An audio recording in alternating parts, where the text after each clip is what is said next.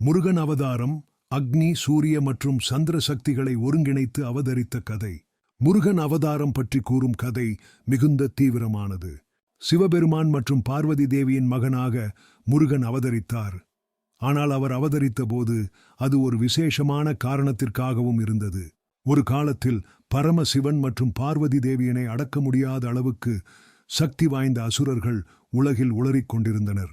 அதே சமயம் சூரபத்மன், தாரகாசுரன் மற்றும் அவரின் சகோதரர் சிம்ஹமுகன் ஆகியோர் தேவர்களையும் உலகையும் துன்பப்படுத்தினார்கள். தேவர்கள் சிவபெருமானிடம் சரணடைந்தனர். அதன் பிறகு சிவபெருமான் உள்வெளியில் 3 தெய்வீக சக்திகளை, அதாவது அக்னி, தீ, சூரியன் மற்றும் சந்திரன் ஆகிய மூவரின் சக்திகளை ஒருங்கிணைத்து முருகனாக அவதரித்தார்.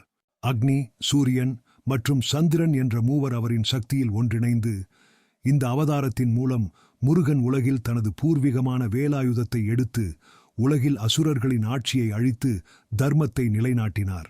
சூரபத்மனை வெற்றி கொண்ட முருகன் தனது வேலாலே உலகில் அமைதியையும் சீரழிவையும் பரப்பி தேவதைகளின் ஆசீர்வாதத்தையும் பெற்றார். இக்கதை அவர் அந்த 3 சக்திகளை பெற்று உலகில் முக்கியமான பொறுப்பை ஏற்றதன் மூலம் தனது மகத்துவத்தையும் பக்தியையும் உலகிற்கு விளக்கியது.